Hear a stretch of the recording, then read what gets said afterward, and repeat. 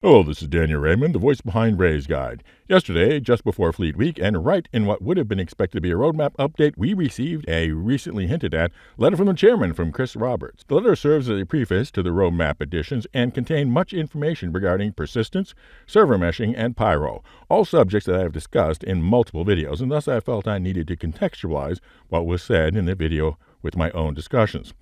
Measured by word count, most of the text was recapping the accomplishments, both technical and financial, of the last year, and recognizing the work of the various groups within CIG. All very important and appropriate things to include, but not the real meat. So let's talk about the release plans.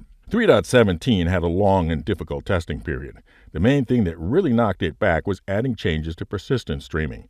It knocked it back so hard that I thought that it was because they had added persistent streaming to the PU and that the replication layer was now in control.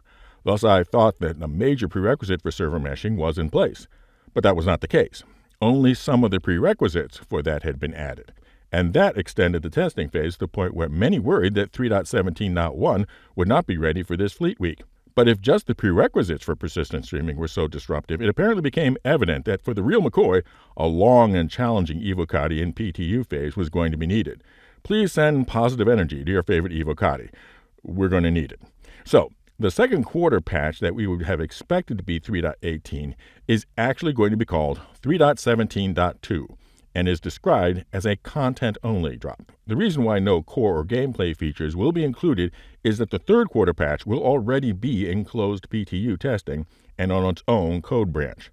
The third quarter patch will be 3.18 and will have the full persistent streaming needed for server meshing, as well as many of the core gameplay features such as salvage. Then apparently they will start almost right away with the closed testing of the next build, which is not 3.19 but 4.0, but is also not the fourth quarter release either.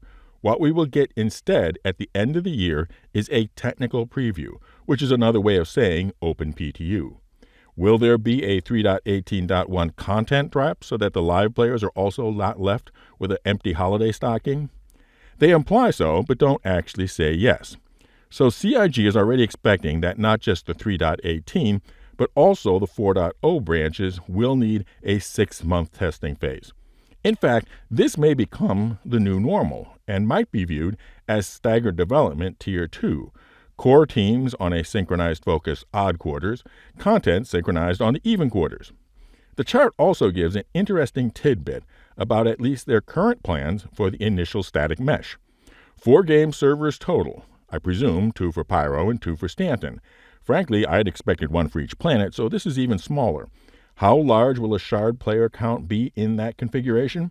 It will be based on data gained in the technical preview, of course, but I wouldn't hold out hope for it being even 3 digits.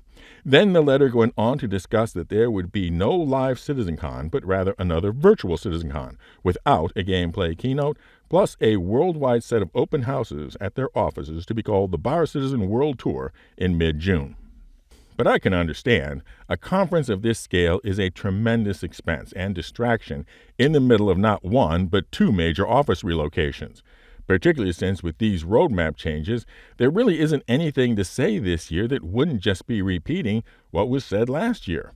Except, of course, if there was something big to say about Squadron 42. If there was something big to say about Squadron 42, then they would go ahead with the time and trouble of a CitizenCon. Which, since they aren't, one can presume that there is nothing to be said about Squadron 42, which is the most maddening thing about this whole letter from the chairman. It only contained a few oblique references to admitting that Squadron 42 existed and referencing a statement from 2 years ago that they are going to continue to say nothing. Now, among my listeners, I know they are in 2 groups, those that care about Squadron 42 and those that would prefer not to care about Squadron 42 but can't, because resources have been and continue to be pulled from the PU into it. So, Chris, meet me at camera 2.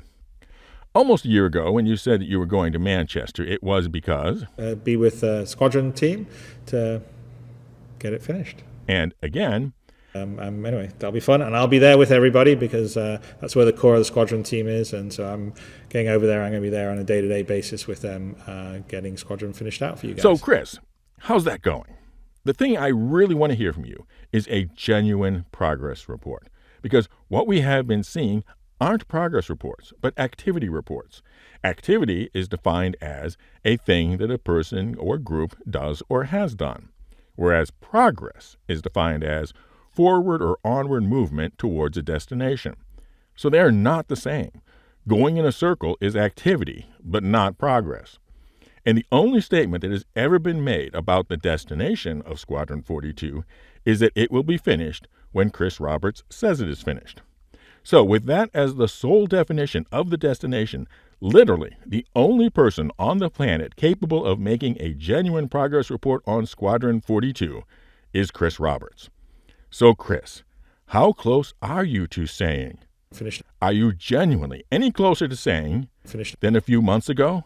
What is keeping you from saying? Finished. Are there major blockers keeping you from saying? Finished. Or is it a bunch of screwy bedsheet and eyeball type things that are keeping you from saying? Finished. Have you adequately communicated to the staff what is needed for you to say? Finished. Or is it just as much a mystery to them as it is to us? Can anybody trust that you are actually willing to say? Finished. And I'm not trying to be a pill about this. I understand that you don't want to give away spoilers.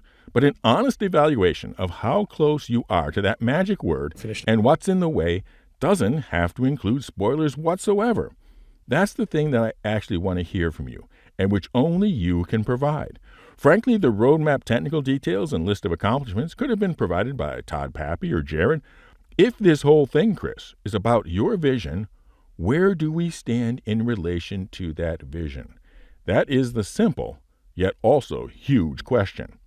Now for our update on our Grow the Channel ship giveaway. As of recording, we are approaching 71% of the subscriber goal and 64% of the membership goal to give away someone's choice of either the Anvil Liberator, the ship-shipping ship for shipping your ships, or the Misk Odyssey, the long-duration exploration carrier. Members, you're entered automatically, and if the winner was a member as of the publication date of the winning video and at the drawing date, they will win both of the ships, both the Liberator and the Odyssey.